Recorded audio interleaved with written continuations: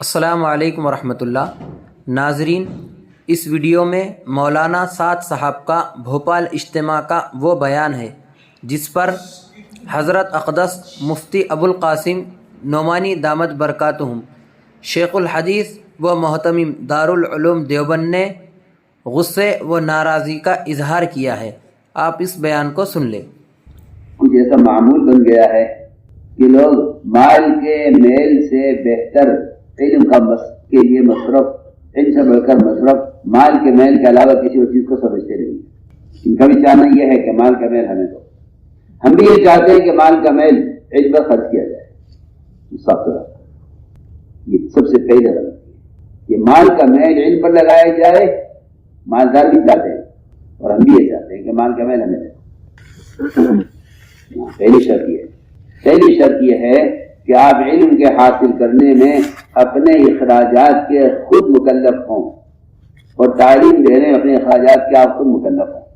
کون سی حاجت، کون سی خواہش ایسی نہیں ہے جس کے لیے دنیا میں آدمی کوشش کرتا ہے، قرض لیتا ہے، کمائی کی کوششیں کرتا ہے۔ میں پوچھتا ہوں کہ جتنے ادارے ہیں، کیا یہ شادیاں کراتے ہیں؟ کیا آپ کا گھر بناتے ہیں؟ کیا آپ کے کھانے کا انتظام کرتے ہیں؟ کیا آپ کے کپڑے بناتے ہیں؟ تمام بڑے بڑے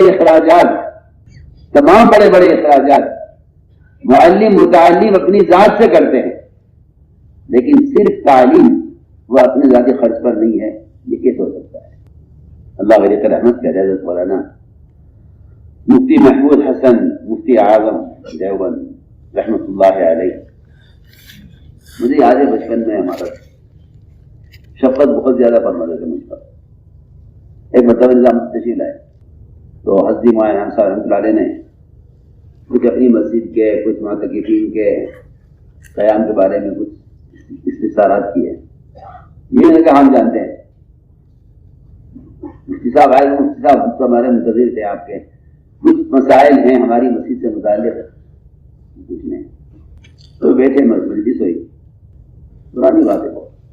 ہمارے اساتذہ سے بات کرتے کرتے کہنے لگے کہ میں نے سارے ابواب دیکھے فقہ کے، تمام فقہی کتابوں میں مجھے کئی باب ملازمت نہیں ملا۔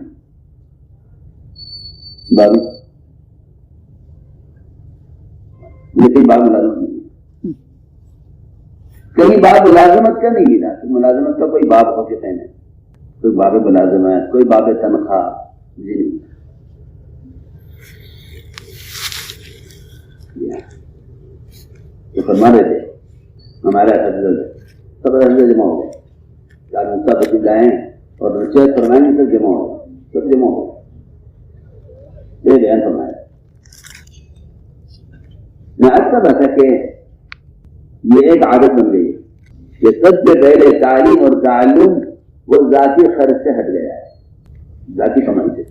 جب ذاتی کمائی سے ہٹ جائے گا تو پھر معلم متعلم دونوں کا مجاہدہ نافذ ہو جائے گا۔ اس لیے صحابہ کرام کا معمول یہ تھا، جب وہ جنت سے اپنے کاٹتے تھے، ان کے گھر بناتے، انہیں چولہے میں جانے کے قابل چھوٹے چھوٹے ٹکڑے بناتے، ان کو لا کے شہر میں بیچتے، ان سے جو آمدنی ہوتی اس آمدنی سے بکری خرید کر ازواج مطہرات کے 11 گھروں میں تازہ گوشت پہنچایا کرتے تھے۔ یہ طلبہ کا کام، یہ طلبہ کا کام۔ ہمارا ایک معلم ہے، ہمیں اس کے 11 گھروں میں گوشت پہنچانا ہے تازہ روزانہ۔ آپ اس اندازہ کیجیے کہ طلبہ اپنے اخراجات کا بوجھ نہیں ڈالتے تھے مدرس پر، بلکہ مدرس کی 11 بیویوں کا بوجھ خود اٹھاتے تھے کہ ہم نے اس کو فارغ کیا ہے پڑھنے کے لیے، تو ہم اس کو فارغ کریں اس کی اپنی گھریلو ضروریات سے، ہم ان کو فارغ کریں۔ یہ تھا مثال۔ تو میں نے ایک بات کی ہے کہ کوئی چیز جب عادت بن جاتی ہے تو وہ ایک عادت اور ایک عذر، ایک معمول بن جاتا ہے، اس سے آدمی سے ہٹ کر سوچتا نہیں۔ اس لیے فرمایا کہ سب سے پہلے مخلوق کے مال سے استغنا اختیار کیا جائے